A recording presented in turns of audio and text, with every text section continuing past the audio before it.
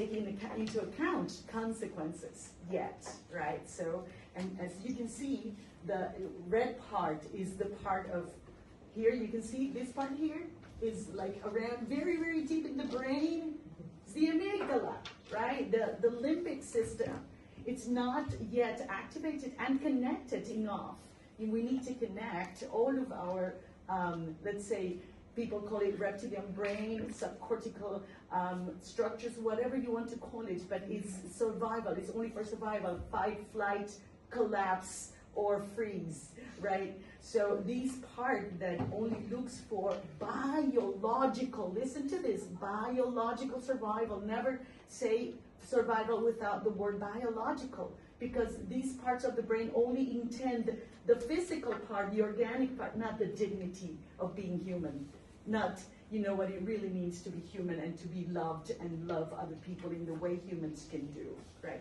So what this means in very, very epitomized way, full maturation until the level of adult interdependence takes more than 2 decades, right? That means we need to accompany our children, our young people until around that age to take big decisions, to make big decisions, right?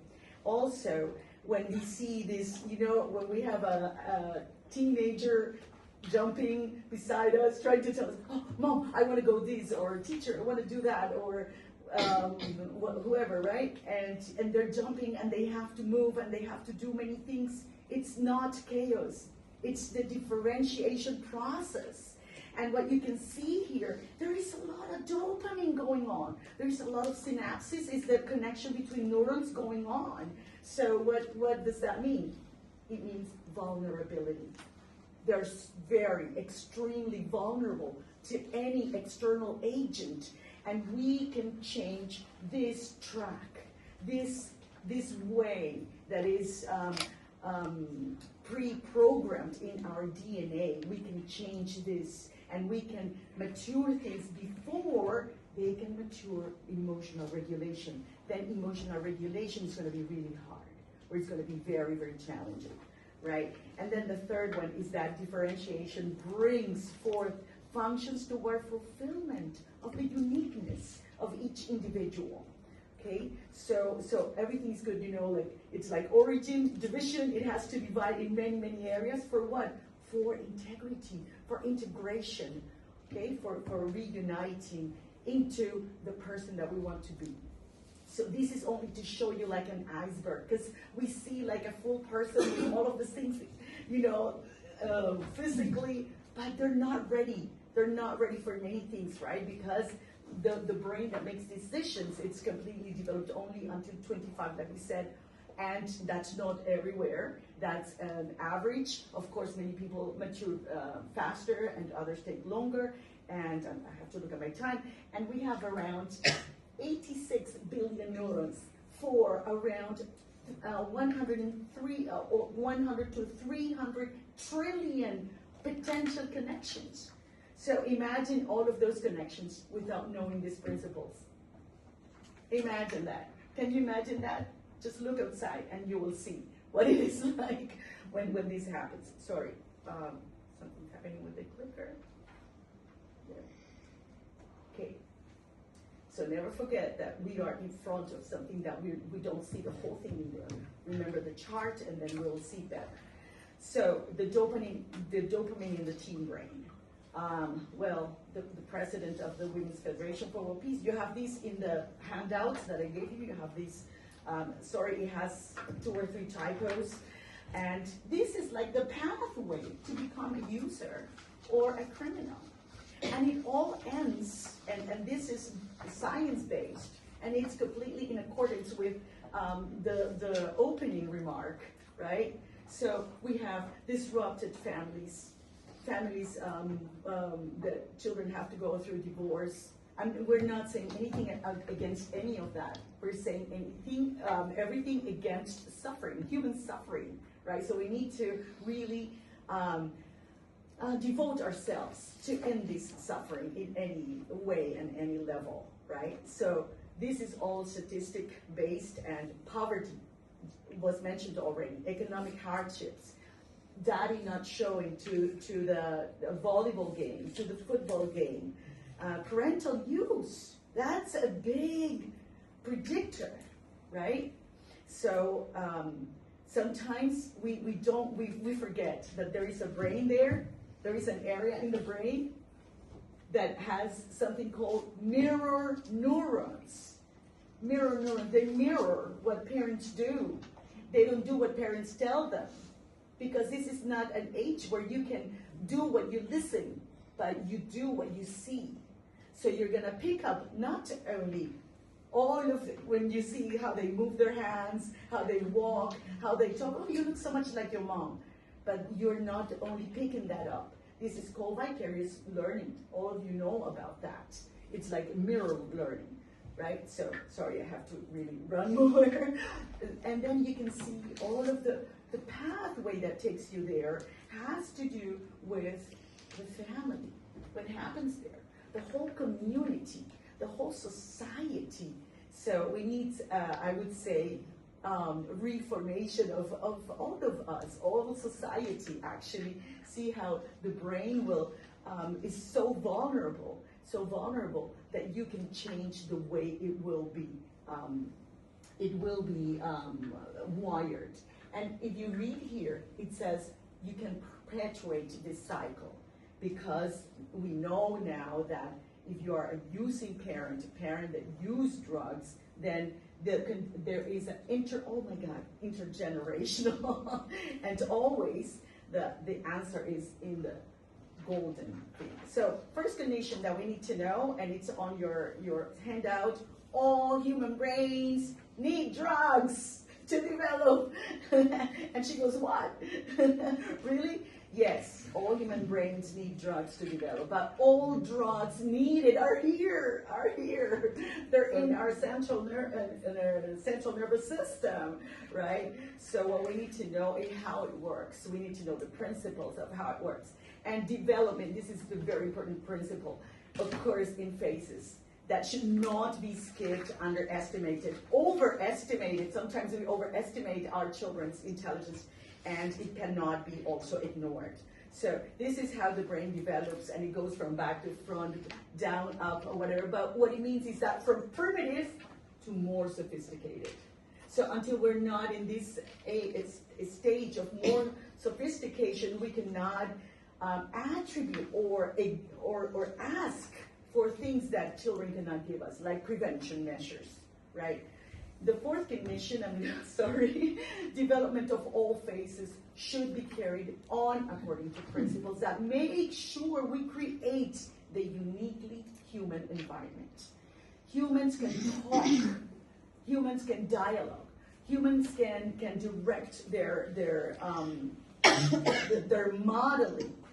Animals do it in an already inherent way. Okay, so we need to create this environment inside of us and outside of us. So what happened is that instead of us connecting to the only part that makes us human, which is the prefrontal cortex, right, where we can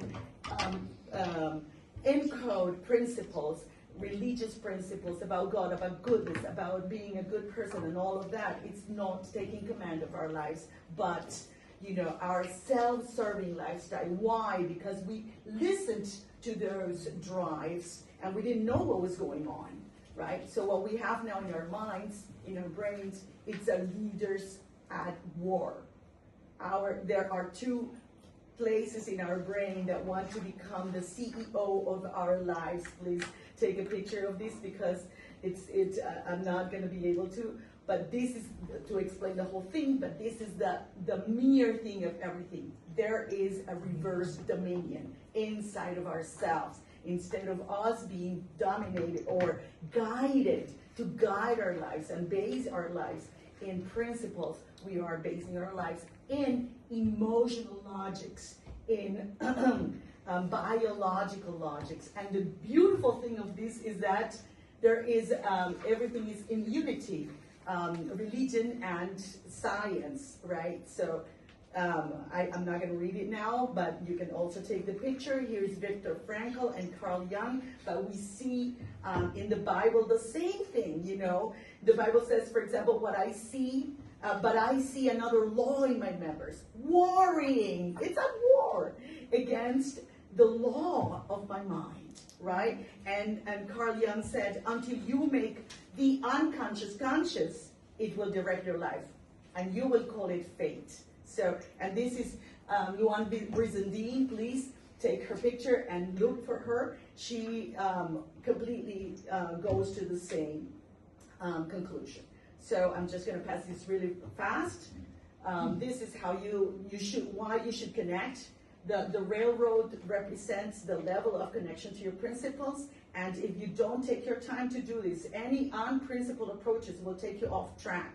Same for girls, same for boys, right? So we need to really work on this, and if it's not that, proposals, it's your hormones. Hormones should do what you say they should do, but they should take you where you want to take, not the hormones tell you what to do or what to think or what to feel or how to feel. Our self means reptilian self, or sort of a biosurvival self, and the E self-serving mind. So everything can take you. So what do we recommend? And you have these also in your handouts, is to apply 4-position foundation.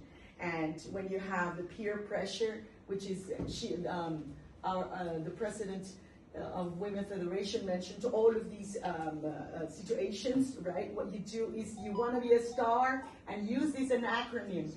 S for stop, think. How do you think? You connect to the 3 objects within this 4-position foundation. 2 principles. I give you 30 seconds.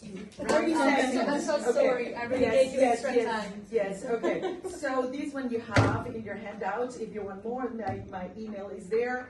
And I want to say the 5th condition, of course, there is only one place where the environment can be fully created to orchestrate healthy development, and is human family within a human society that is also refreshed, transformed. So the healthy brain development possible within a healthy family, society, and nation is the ultimate anti-drug and anti-crime strategy.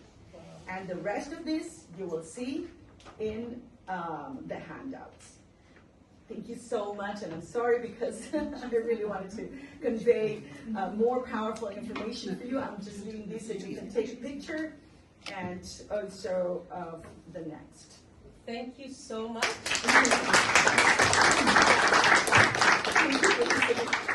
I feel very sorry to have to cut you off because Stop the screen. I felt very sorry to cut you off because it was actually very interesting, and also the way you bring it, it's very exciting. So thank you for this lesson on brain development and how it works, and how your brain development really also decides how you act as a young adult in life. So thank you so much, Dr. Tomasini. And from the brain, we go to a great project of the UNODC, CHAMS, Children Amplified Prevention Services. And for that, with us is here Karen Peters of the UNODC.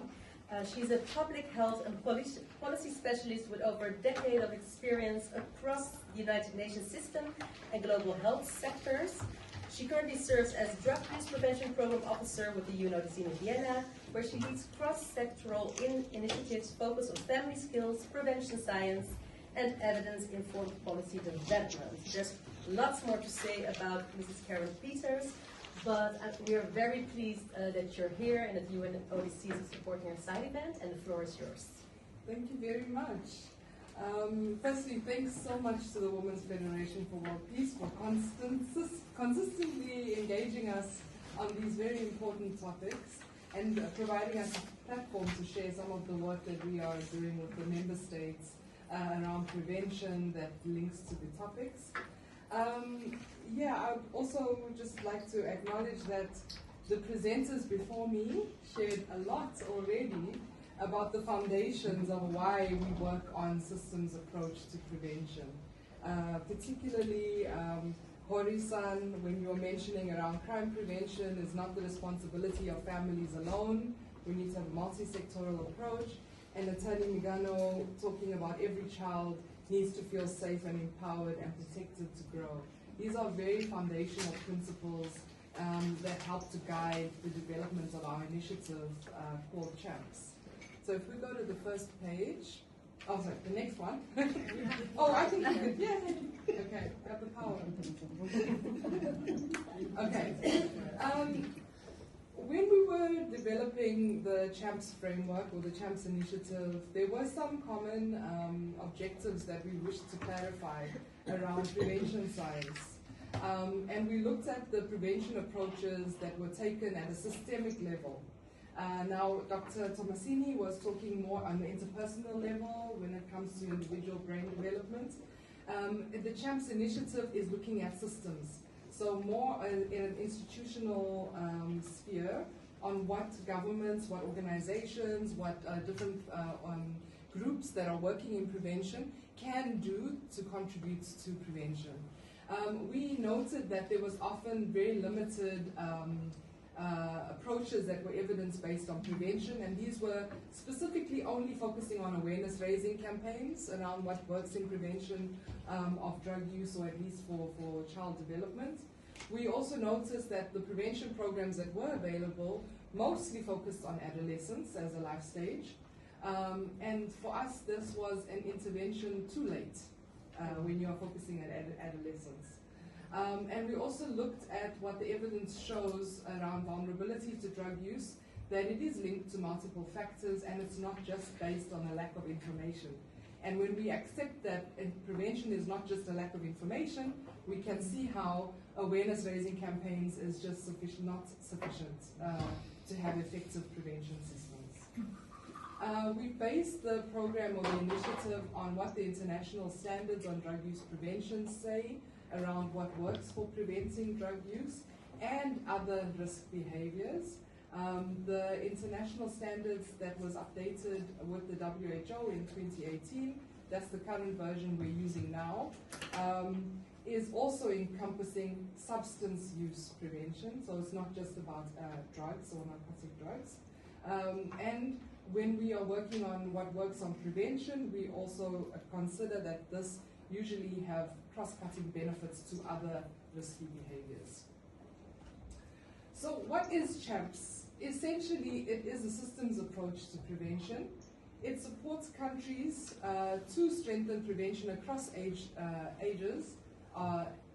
ranges and stages of childhood, from age 0 to 18 years of age.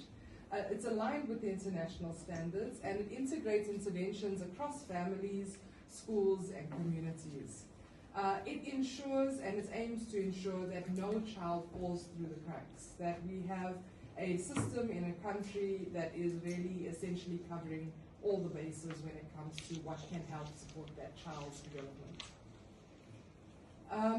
We have, and of course, the most commonly used data that we know around drug use usually are school-based surveys. This we get from different monitoring and evaluations. But what we normally do when we first engage countries on the CHAMPS initiative is we want to understand what is available at the national level. And this is not only by engaging stakeholders that normally work on drug prevention, but it's really looking at the entire system, including from the education sector to criminal justice sector, what is available during the different life stages and according to the different interventions that the country is offering for children and youth. We have, of course, a global mandate and support. There's 2 resolutions that came out of the Commission on Narcotic Drugs. The first is on establishing, this was the first one, the evidence-based early prevention, or promoting and comprehensive evidence-based early prevention. And we realized after that resolution, the member states realized that wasn't sufficient, that we also needed to have a resolution where countries all agreed to align on promoting comprehensive scientific evidence-based multisectoral national systems for drug use prevention.